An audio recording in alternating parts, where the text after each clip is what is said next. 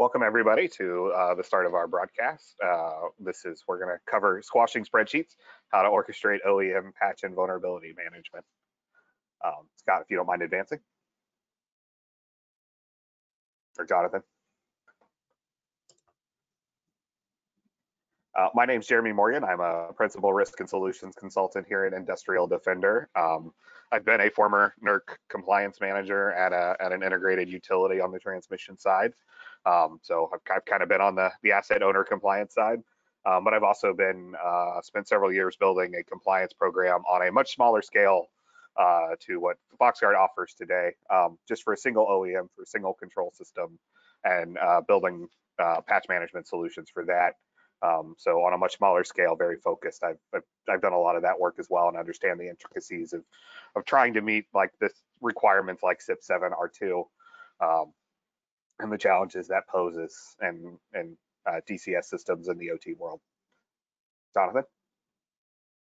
And I'm Jonathan Couch. I'm a solutions architect with FoxGuard Solutions. I've been in roles where I've been responsible for OEM system design as well as platform design and architecture and cyber product services for asset owners and operators for, last 10, 15 years.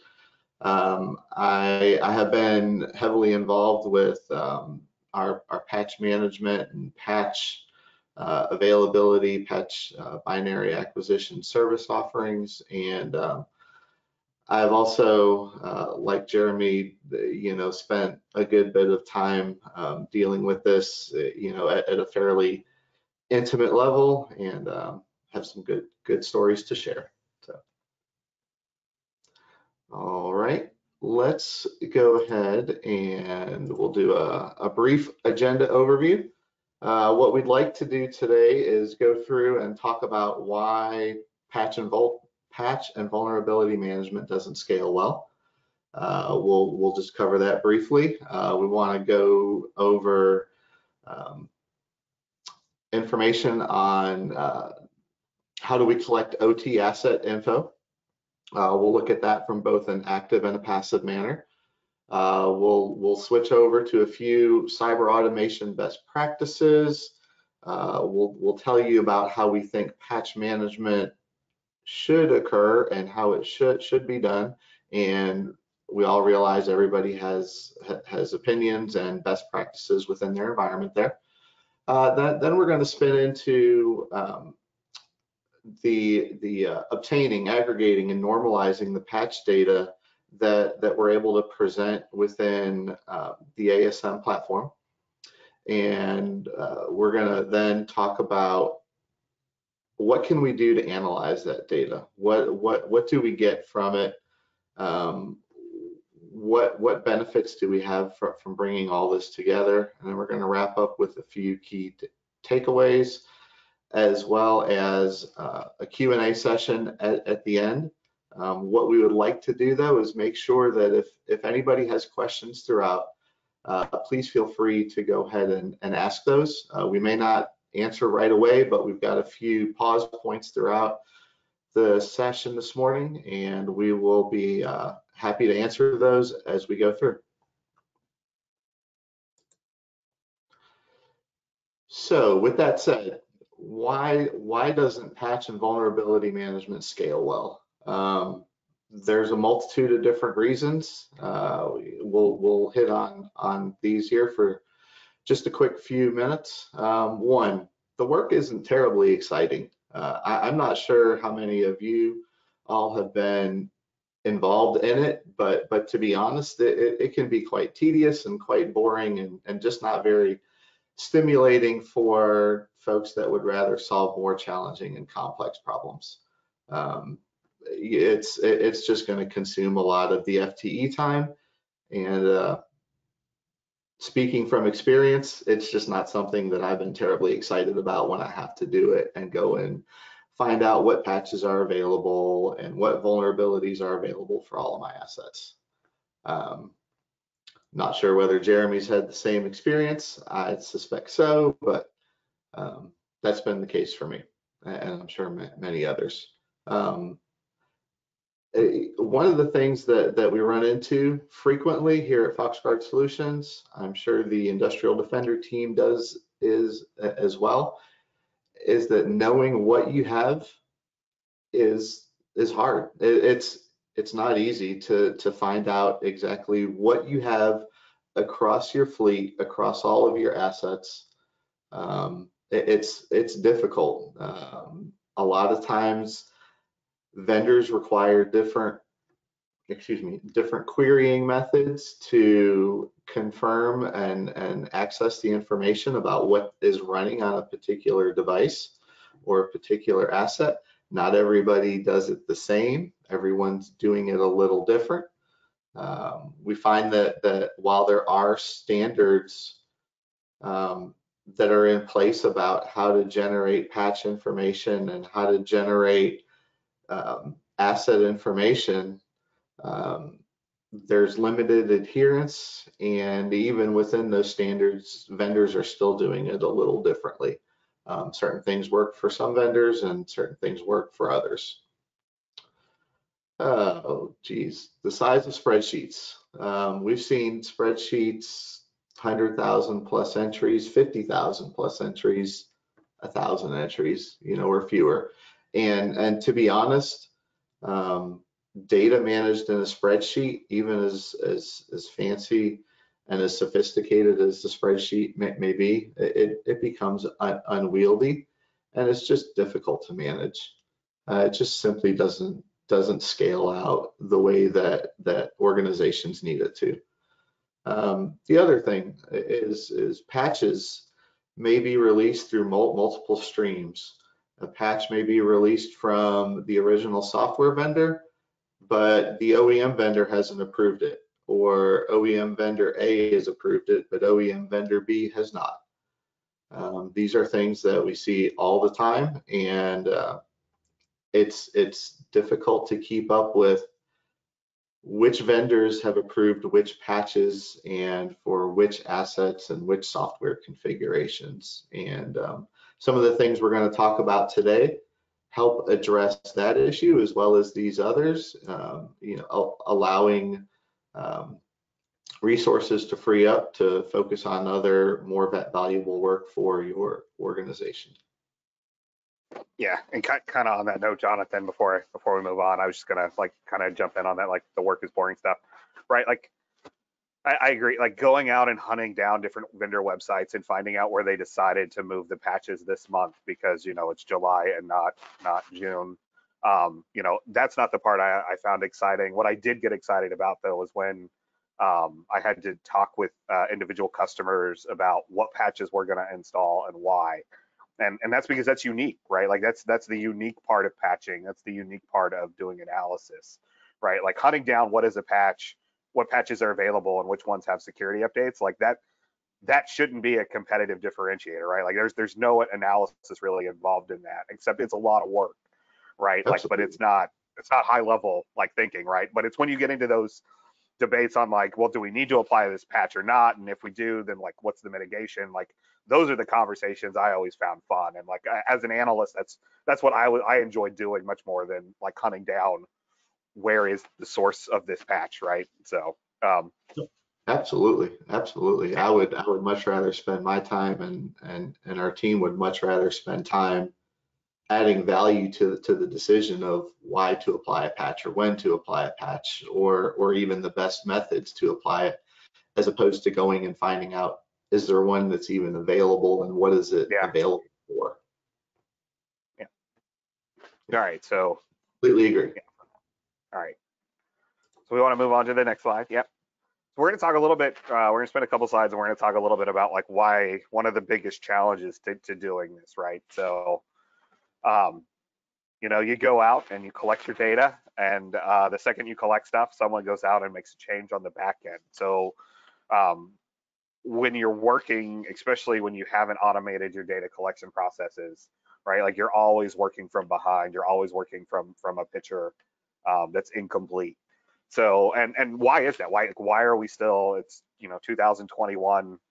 why are we still dealing with this, especially on the OT side? And there's a few reasons, and we'll talk through those. But let's talk a little bit about the ways that we can do this and automate this and make this much easier and more successful and more real time, so that when you do this analysis, you're working with today's data and not yesterday's or last week's or last month's, right?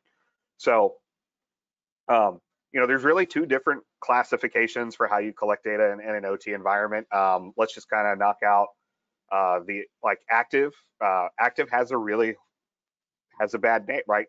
A lot of people have paid a lot of money giving active a bad name over the last few years, and really what that's based on is active methods that came in with no context around what they were doing, right? So these were the random scans by tools like Nmap or some of the other vulnerability management platforms, where people came in and they were trying to use methods that they use in OT, and they were using them against old, non-compliant IP stacks on these PLC devices and stuff, and just knocking them over, right? Like I used to work for an OEM. I had a lot of service calls that were based on having to resurrect stations after someone had come in with like one of those broad-based tools. When we talk about active here at like Industrial Defender, we talk about OT native active. And what I mean by that is we are working within the compliance, in the bounds of the protocols that the devices are designed to work within, right? Like, so we're doing this context aware instead of broad-based without context. So we're not doing random port scans. We're not trying to, really push a Windows embedded machine from, the early 2000s too far, right? Like with a modern scan. So when we talk about active, we're going to talk about these kind of native querying tools. So when you talk about active, there's really two methods. There's agent and agentless. Agents, some of the hands down, an agent is the number one way to get data, and it's going to give you the highest level of fidelity, right? Like, it's going to give you more data about that asset than any other way of collecting data, right? Like, it just is what it is. You can do things with local access to that host that you simply cannot do remotely, and that even comes down to things like identifying software, right? Everyone thinks being able to capture what's in add remove programs is sufficient, but if you have an agent, you can do additional stuff like identify portable.exes on someone's desktop or in a temp folder, right? You can identify the underlying sub libraries underneath the device, underneath the code, right? So like if you look at an HMI software, well, if you're accessing your HMI through a browser, well, that HMI software likely has a web server, but that web server doesn't show up under add remove programs. It's in the libraries and stuff underneath it. So having an agent gives you access to that type of data and that level of data quality. The next step up from that, right? But it requires installation, and there is some concern about resource utilization on an endpoint. I think a lot of that has gone away as our workstations and servers have become more powerful over time. And if you keep it up in up in the HMI level and above, like it's really not that big of a deal. Once you start moving into like the embedded gateways and lower, like then you need to start worrying about resource constraints, but it's something that can be overcome many times. Agentless, right? Like it's the next best way, right? So you're logging in with like SSH or Telnet or HTTP or HTTPS or even native protocols like CellFM or Siemens S7 or SIP ENIP on the Rockwell Allen Bradley side, going into those and using those protocols to natively query those devices in the exact same way that those engineering tools do, right? So, and that's what we mean by native querying, right? Like, we're not doing broad-based scans on all sorts of different ports. We're hitting the specific engineering port that asset is designed to talk over, and using spec compliant communication with that endpoint. And really, that's what we're talking about here. And that gives you a lot of great data. Like, that's the next highest level of fidelity of data that you can get out of a device. What some of the advantages are: it requires routable connections. One of the cons is it requires routable connections, right? And it also requires device and credentials. So if you're using Telnet, it's just one more time you're exposing credentials over the wire. So the more modern devices and the more modern protocols kind of help you with some of that. But can we move on to the next one? The other big way, and this is the one that's gotten a lot of press over the last 5 years, 3 to 5 years or so, is the passive. And it's got some good. There's a couple different ways when people say passive. There's actually a couple different ways. I think most people think about network monitoring, and that's great, but it's limited to what protocols are being passed around, like what devices are talking. A lot of your PLCs and stuff don't give up this information unless you actively query for it, right? Like Schweitzer relays are not actively sending out their make, model, and firmware over the wire unless someone's actually running a Schweitzer, so like an ID command or against that device directly, right? So it requires something in the infrastructure to either go pull it, which then that's not quite so passive, so that you can read it over network analytics. And it also requires you to be kind of in local broadcast domains a lot of times. A lot of these protocols, a lot of the best information may be multicast or broadcast based, and that doesn't really route very well. So you have to have a lot of sensors in the local areas. The other way that we really talk about a lot is offline collection. This is great, but it's limited to how quickly your team can collect this data, right? So how often are you getting out there and pulling the configurations off of those endpoints, pulling them back and storing them somewhere so that you can analyze them later? But that kind of covers both methods, right? Active and passive. And you really, in order to run an effective data collection program, you need all four of these types. We've been doing this for over 10 years with our customers, really doing this deep asset management collection. And we've built all of these capabilities because sometimes one is a much better answer than the other. And that's just happens to be the way it is. So not getting religious about what answer is the right answer, is, like there's only one answer. It's just not true. You really do need a multifaceted method of collecting data in order to give people like FoxGuard the rich software data and firmware data that they need in order to accurately assess your patch management. And before we move on to any other slides, we're going to take a quick poll.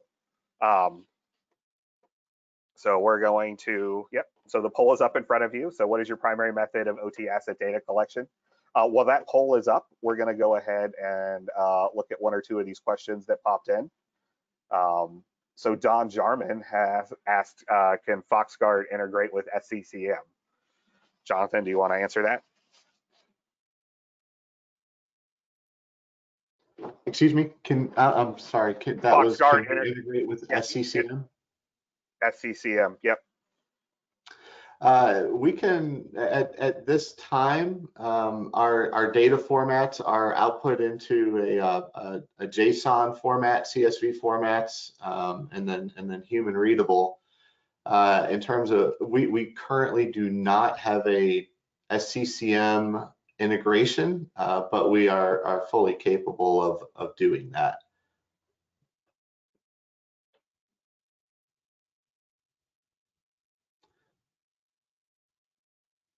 So, and I will say that this is actually not the first request we've seen for additional integration. It really comes down to what data do we want to pull in, and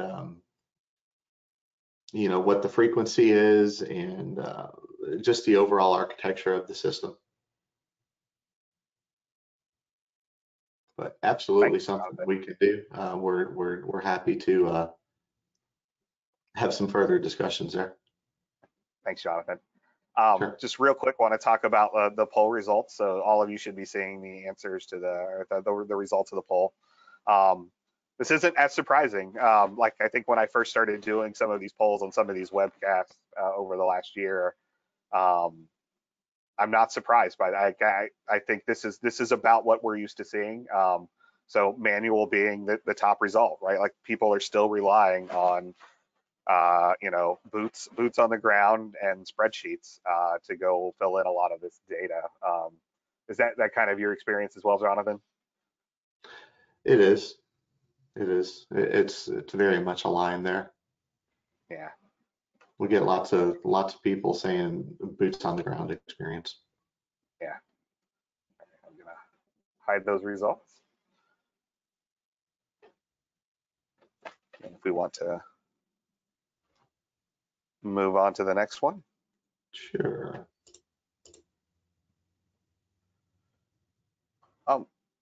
the other thing we want to talk about before we really jump into the solution and stuff is we just want to bring home, like, and most of you are aware of this, if you're dealing with the SIP 7.2 day to day, like the SIP 7R2 requirement on a day-to-day basis, you're well aware of it. This is a data problem, right? And there's a problem of collecting data on the front end and then making sure it's trued up every time you go into the cycle and dealing with that. And really that's what this slide is about. It's about getting your fundamentals right, getting your data collection right. And then once you do that, you're able to come up here into this top zone and start doing this advanced analytic stuff. And really that's kind of what we're here to show you today is, like, if you automate your data collection and you work with someone and you automate like the patch analysis and all that other stuff like FoxGuard does, and then you bring those two pieces together, you can live up in this phase 3 zone where you know, the machines are doing the analysis and the matching and doing all that really tedious hard work that's really prone to error in spreadsheet, right? Like, it's a simple copy and paste and you've ruined a spreadsheet, right? Like, so we've all been there. I think we've all done it. So there's nothing new there. So really, like, before we move into the actual solution phase and start showing you all that, we just wanted to kind of level set you back on this. Like, again, what we're really trying to solve here is a data automation problem where we're going to automate collecting the data, and then we're going to hand that off to FoxGuard, and they're going to automate for you, you know, the analysis and get you to the point to where you're really at the point of, okay, so these are my approved security aligned patches. So now then you get to make those real quality decisions about your environment that require your FTE's expertise around, is it appropriate to patch? Is it appropriate for our environment? Or do we need to write a mitigation plan? And what does that mitigation plan look like? And spend your time doing that value added work instead of, you know, pivot tabling spreadsheets. So.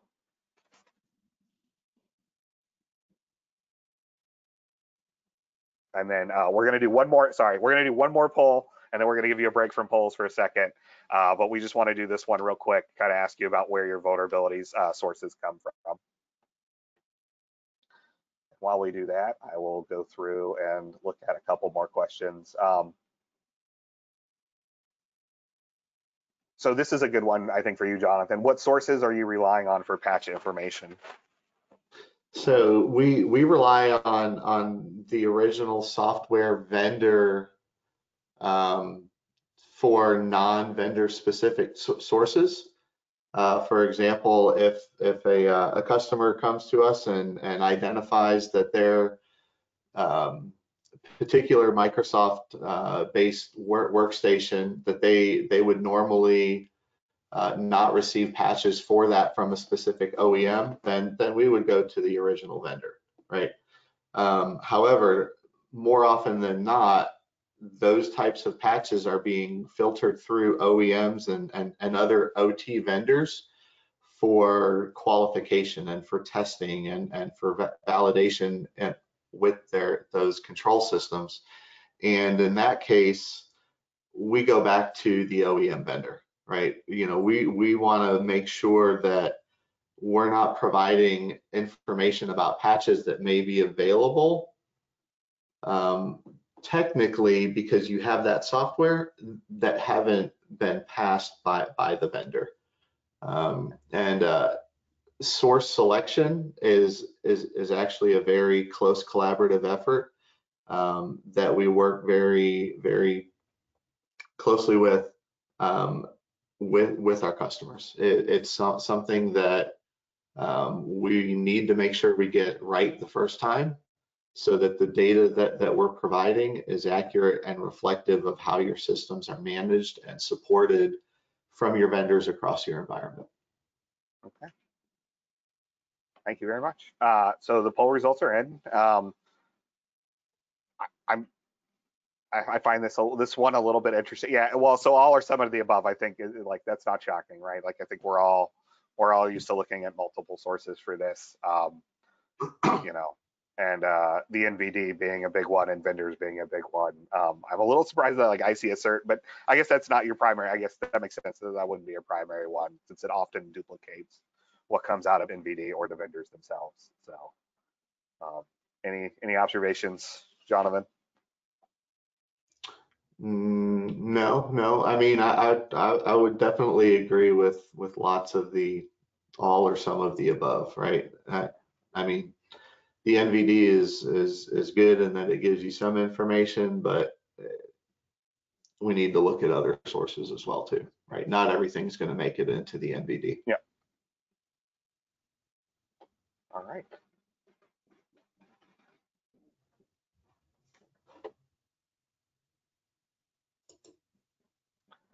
So what we're showing here is we just wanted to kind of walk through a typical patch manage, like how does patch management work?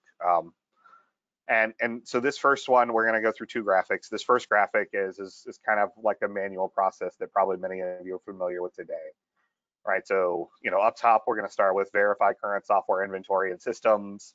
Then we're going to check the vendor websites and check your email inboxes and all the other different ways that you get data sources in. And sometimes that's maybe you're lucky and you work mostly with like Schweitzer relays, and so like there's only like one or two places you have to go look, or maybe unfortunately you're responsible for all of transmission and you have some complicated pieces in there like a static var compensator or something a little more robust, like a traditional or generation on a DCS side. And that can quickly explode into 100 or even thousands of different websites and email to check on like a monthly basis, right? Like it's a monthly basis check.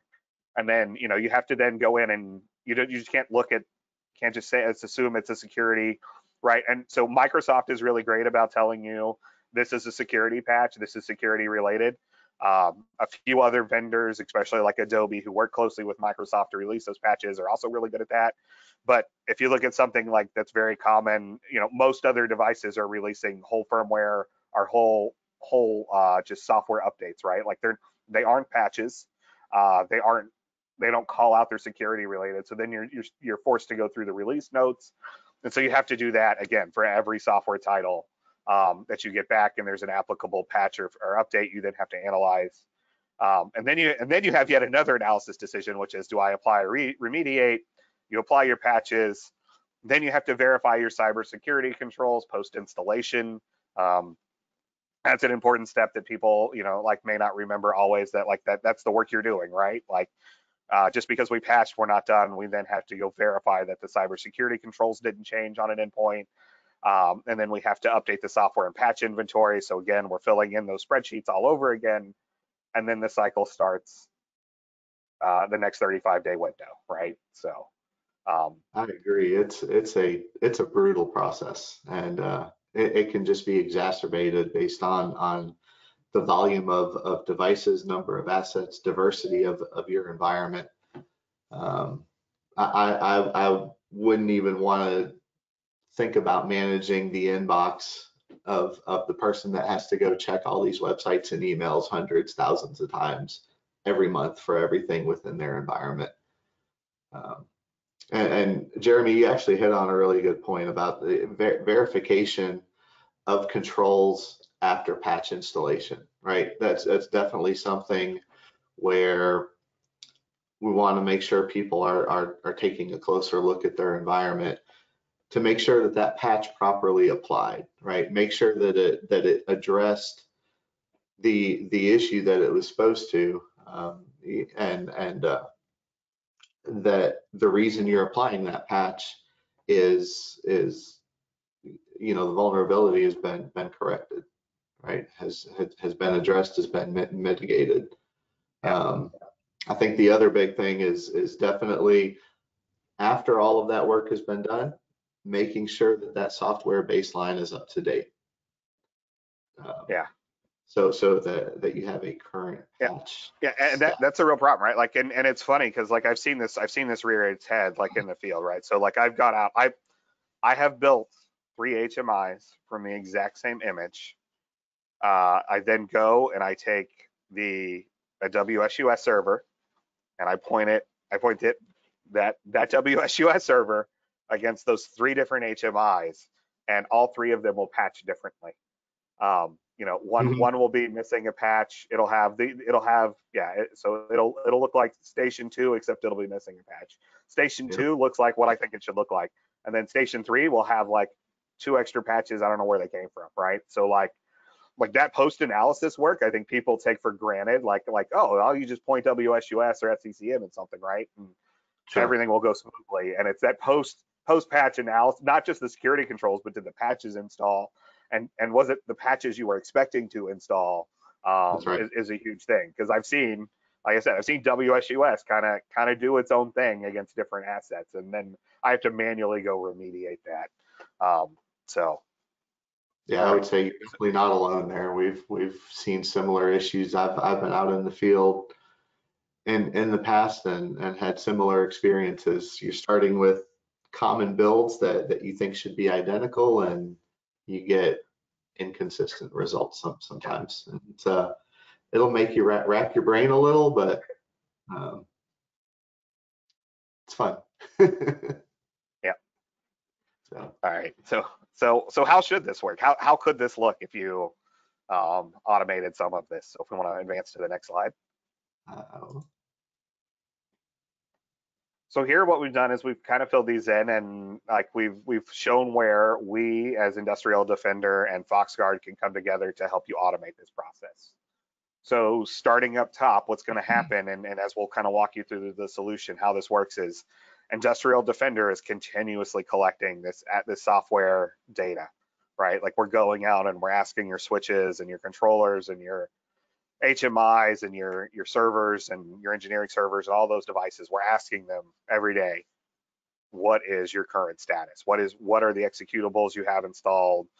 What's your firmware? What's your current status, firmware status, so that you're starting your 35-day, analysis cycle with the most up-to-date, consistent information that you can possibly get, right? Like, because these are machines asking these questions with the machine response, right? So it's much more, it's less prone to, copy paste errors into spreadsheets and stuff, like, or someone mistyping an email to you from the field and all that kind of stuff that happens in real life, right? So you start right there, and it's a simple button that you press to export the software inventory that goes to FoxGuard. And then the next step is FoxGuard is in the background.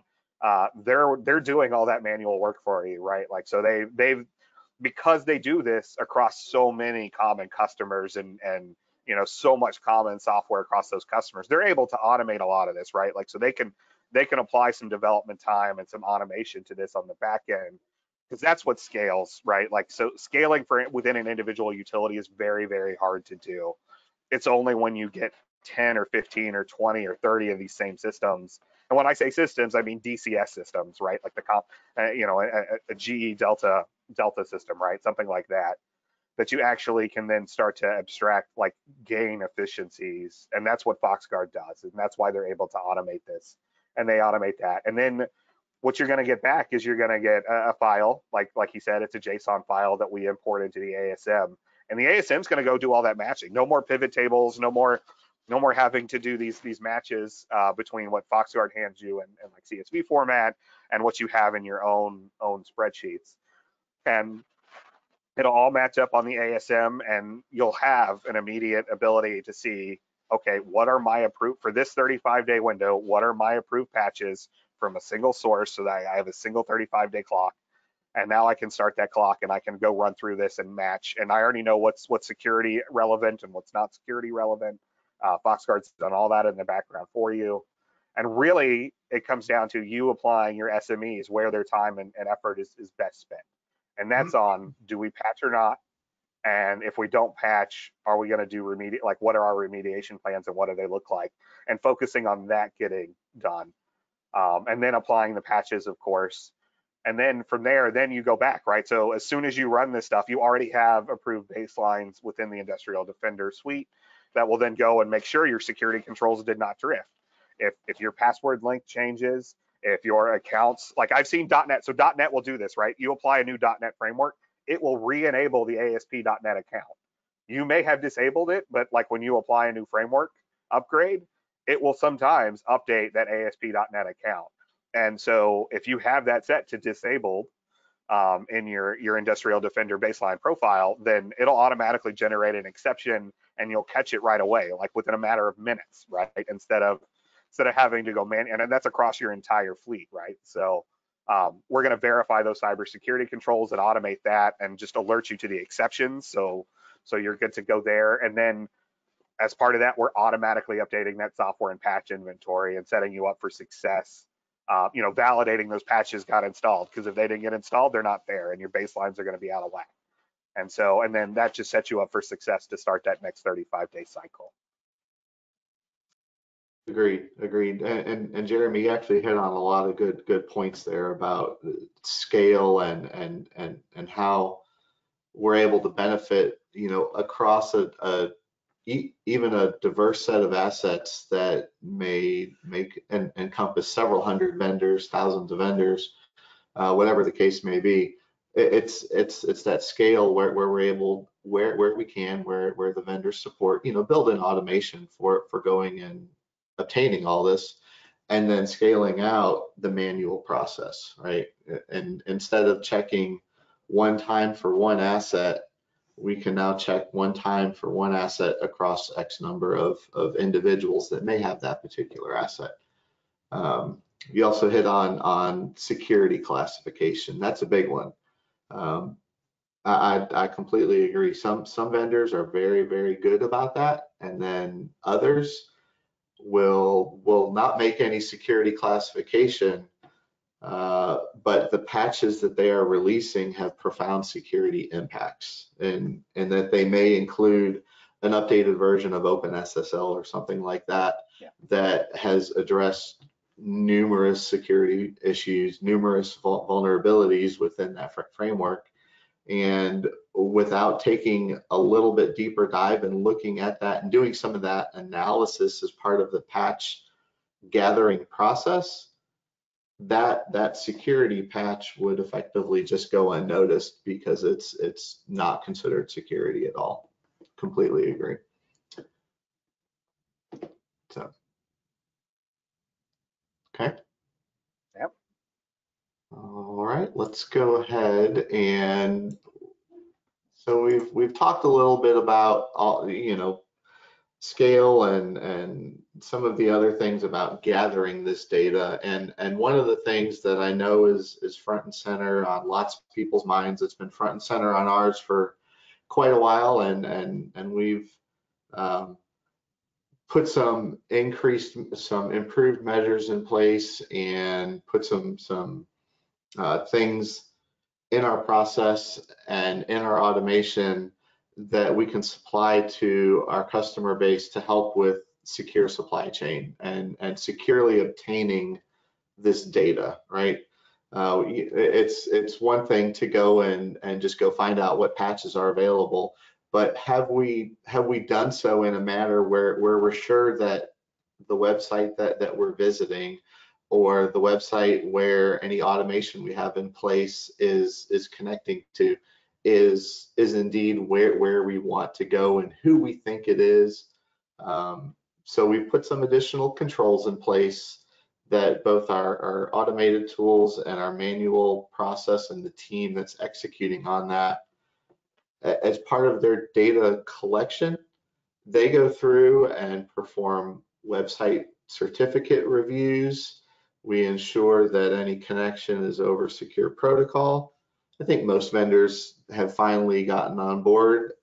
We still have a few that use non-HTTPS based websites, and for those, we generally rely on a secondary means to verify that data, right? We'll actually call the vendor. We have established contacts. We'll go verify with them that the data that is accessible on this non-secure site is indeed correct, or we'll ask them to provide it via a digitally signed email to us, so that we know that is my data authenticity source correct?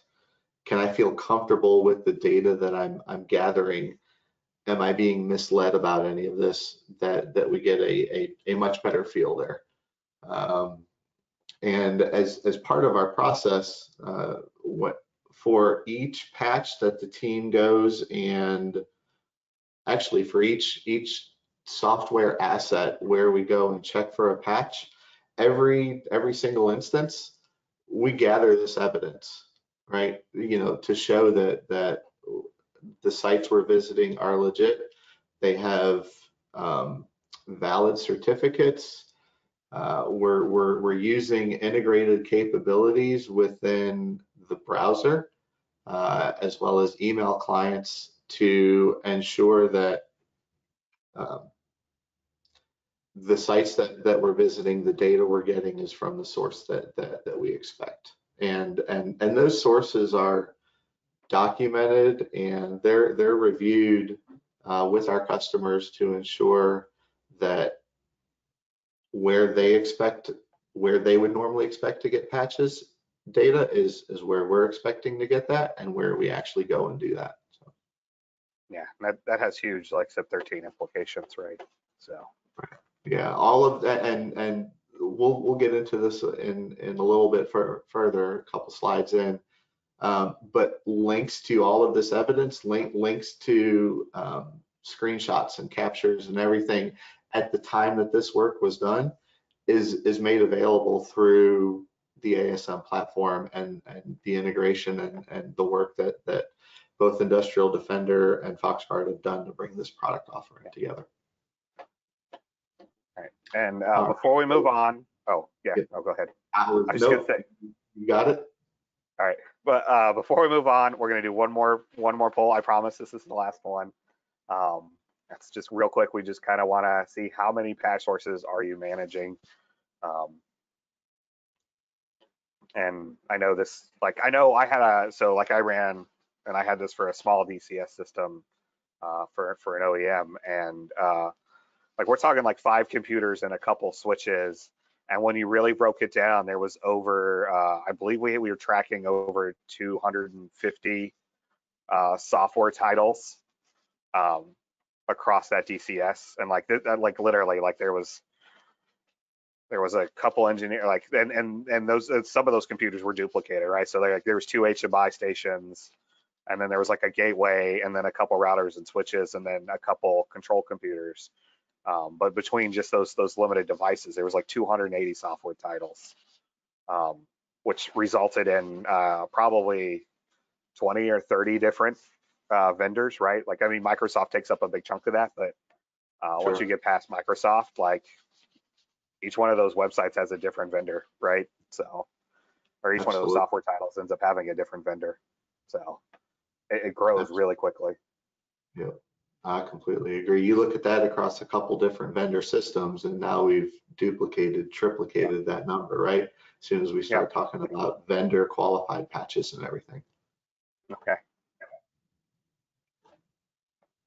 All right, so the results are in, and you guys should all be seeing them. I think this speaks as much to your scope of focus, right? Like I think so those less than 50 are probably focused, like that's their scope of control. But you do see like almost 20% of our respondents say over 1,000 plus different patch sources.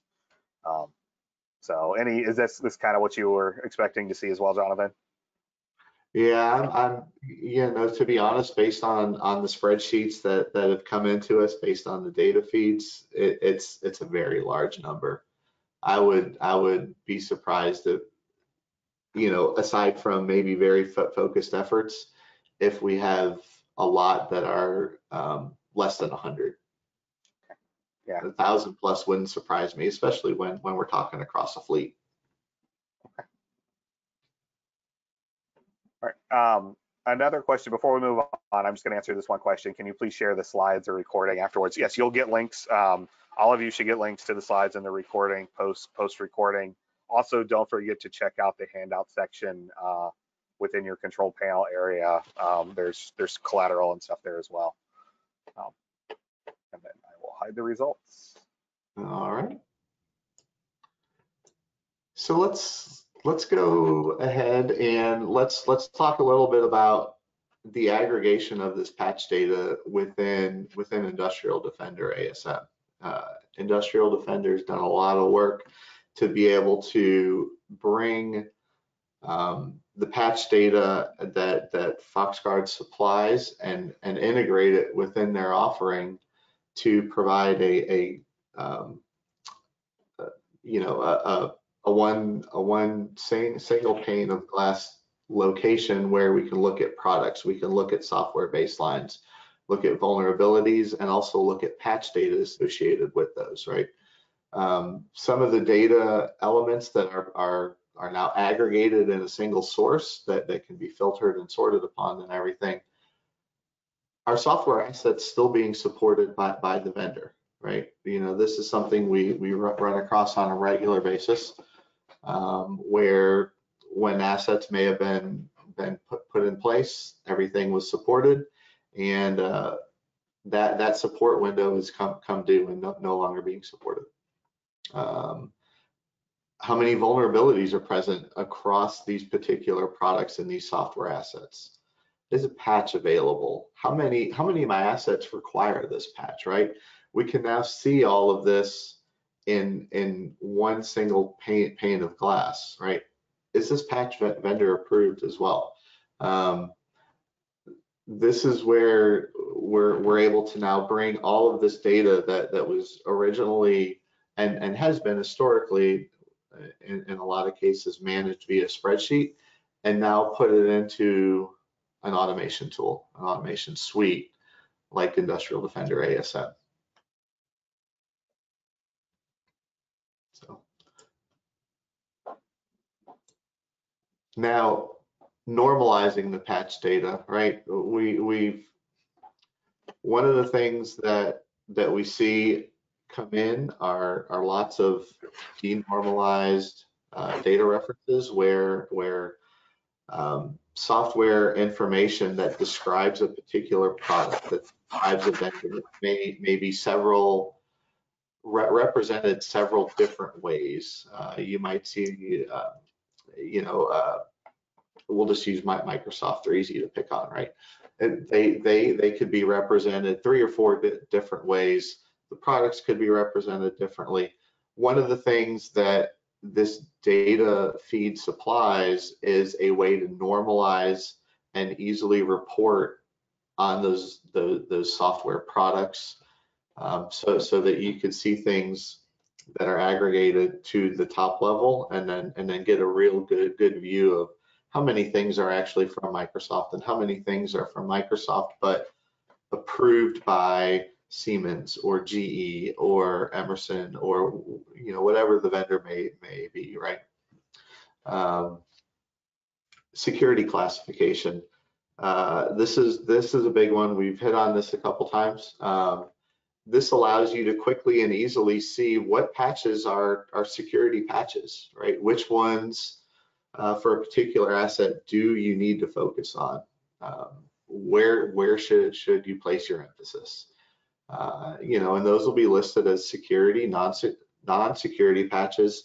And then there's always a gray area. As unfortunate as it is, there's potential security patches, and those are ones where maybe a vulnerability hasn't been directly mitigated by the patch, but the patch addresses the security subsystem in some manner where, based on corporate policies, based on how an organization processes patching, those may be viewed as a security patch, right?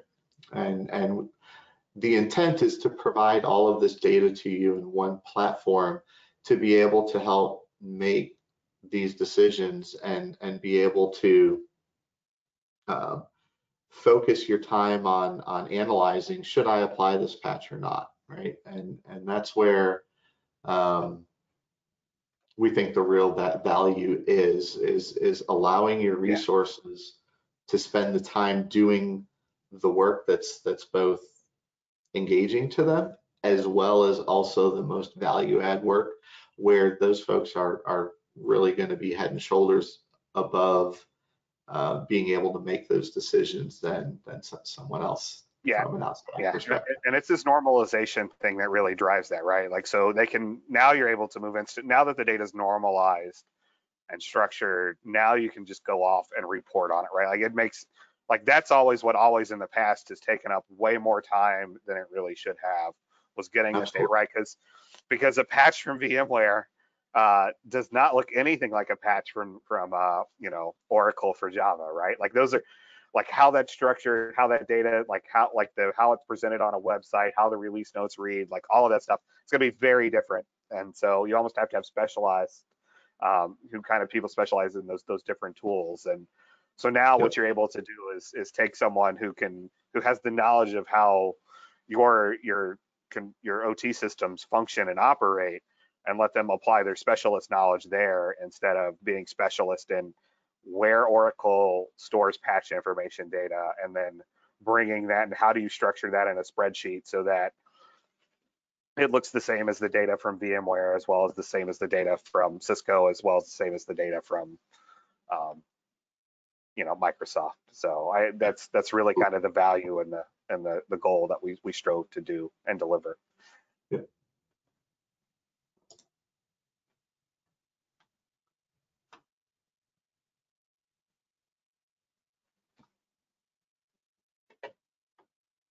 All right, so analyzing the data. So to kind of continue on that thread, right? Like, so you're going to map the patch and vulnerability data against the asset data in a single interface, like we just showed. It makes it much easier to evaluate those patches to make smarter decisions. You know, like, you know, the SIP requirements tell you to focus on the security related ones that generally is the priority, right? Like you could do the functional ones, but the functional ones you can take during outages and all that other stuff time. Whereas with a security one, you may have to decide, like, can we wait for an outage? And it may drive you to take earlier action as well, right? Or to write the mitigation plan and take those mitigation actions. So it makes it much simpler to run those reports, right? Now that it's in a nice packaged container, you're able to sort and filter that data much more easily than you were previously.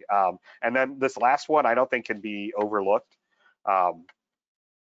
Having to keep track of multiple timelines and get through multiple timelines is a feat in and of itself when it comes to managing patch management across like an asset fleet, right? Like if you have generation or distribution or, you know, transmission and the traditional, you know, power utility zone, trying to manage those different timelines, right? Like, so maybe, you know, Microsoft has Patch Tuesday, that's great. Adobe usually drops around then, but you know, you're in your 35-day, right? Like, I mean, it makes keeping track either you have like and then getting to all your sources in a single day is next to impossible, right? Like, so like we saw people with 1,000+ sources. Like, are you really checking that on one single day to have a single consistent time clock, right? Probably not. You're probably spreading that out, and that means you're constantly running through these cycles and wearing and tearing on people across that whole month, right? Like you're not able to kind of really get a good process flow down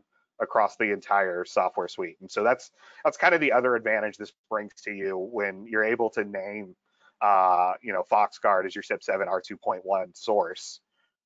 And then that allows you to have, and then the day you like bring that down and import that, right? Like that then becomes your time clock, and that's across every asset that you're managing within the ASM solution. And that brings a lot of efficiencies and doing patch management across your enterprise, right? It just, if you can get everybody on the same clock and doing the same stuff and rowing in the same direction at the same time, you know, to you know, abuse every single sport analogy there is, like it just really benefits you there. So thoughts on that, Jonathan? Yeah. No, I agree completely. The single source, single timeline. We've um, early on when we started providing this service and this offering, it was difficult, you know, for sure, for people to come on board with that. Is that legitimate? Will it be accepted? Right?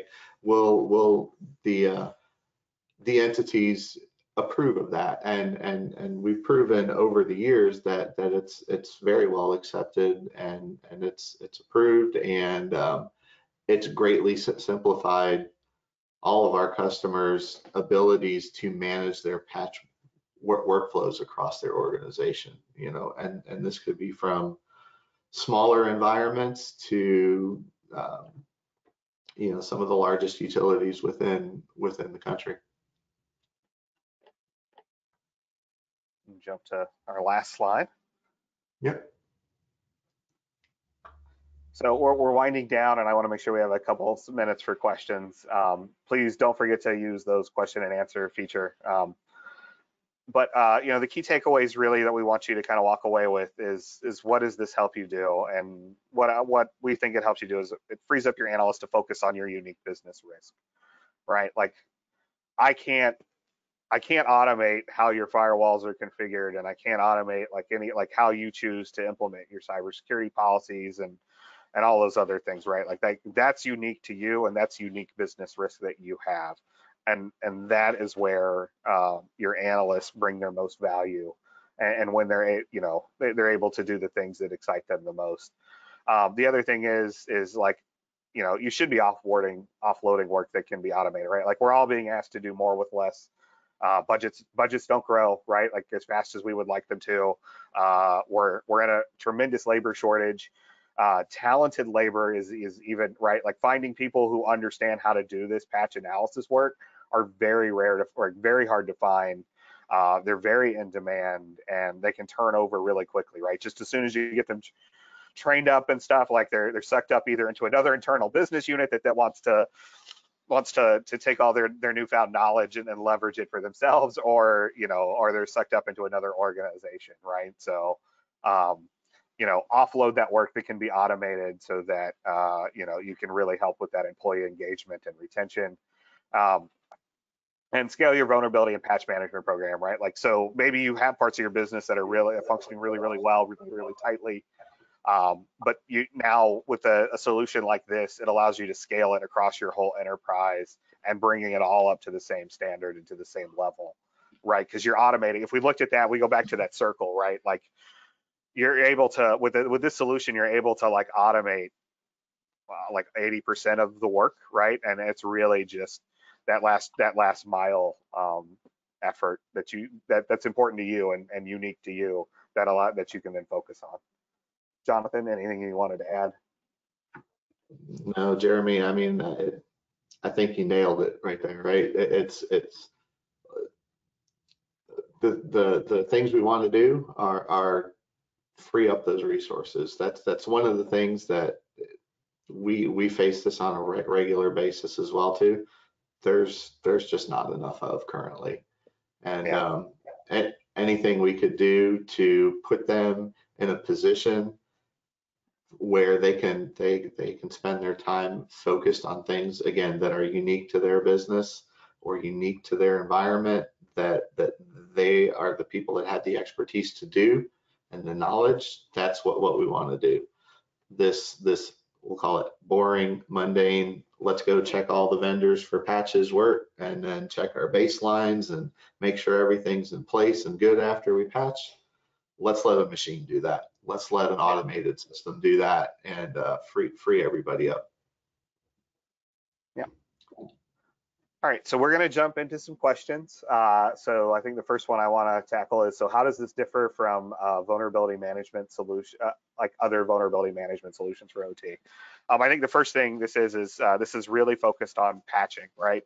Vulnerabilities and patches are essentially two sides of the same coin, right? So you take a very vulnerability focused look at the world, and we have that capability within the ASM solution itself.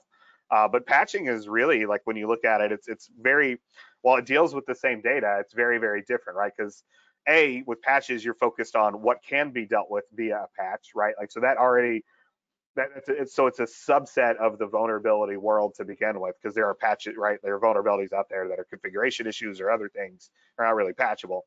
So patching looks at that, and then you get into this whole other right? Like, so vendors don't get to say whether or not they approve a vulnerability, right? Like, but they do get a say in whether or not those patches apply, because it does have a safety and reliability impact, right?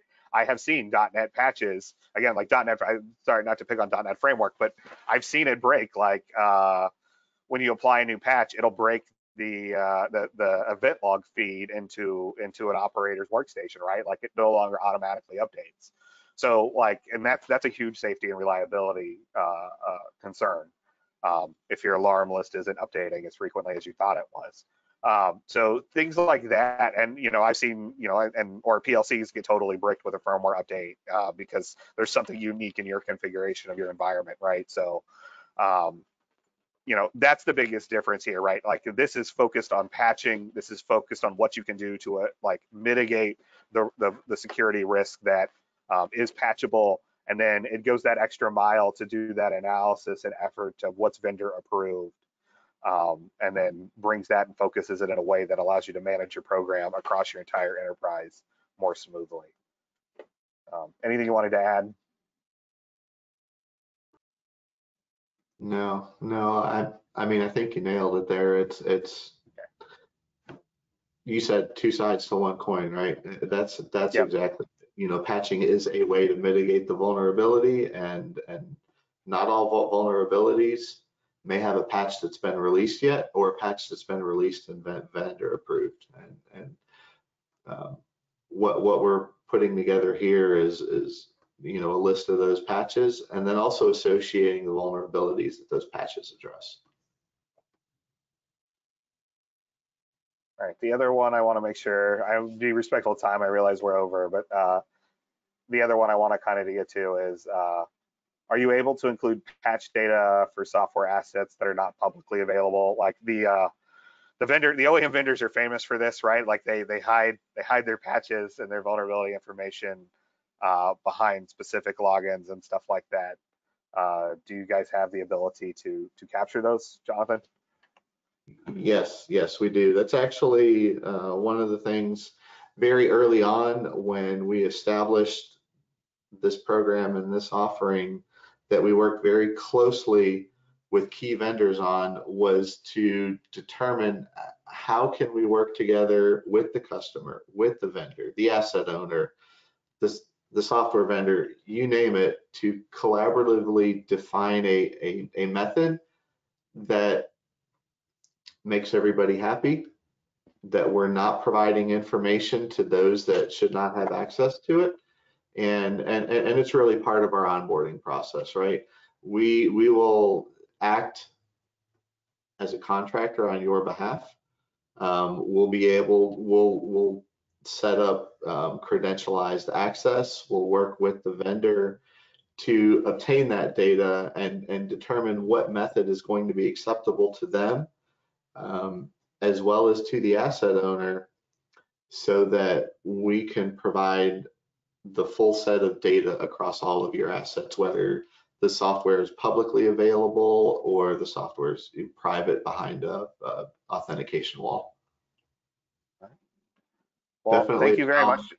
We saw early on and addressed. Thank you very much, Jonathan. We want to thank everybody for their time. We realize that we're a couple minutes over, so we're going to go ahead and end our webcast. But thank you very much for your time, and we look forward to chatting with you in the future about your patch management needs. Yes, thank you. We appreciate everyone's time today.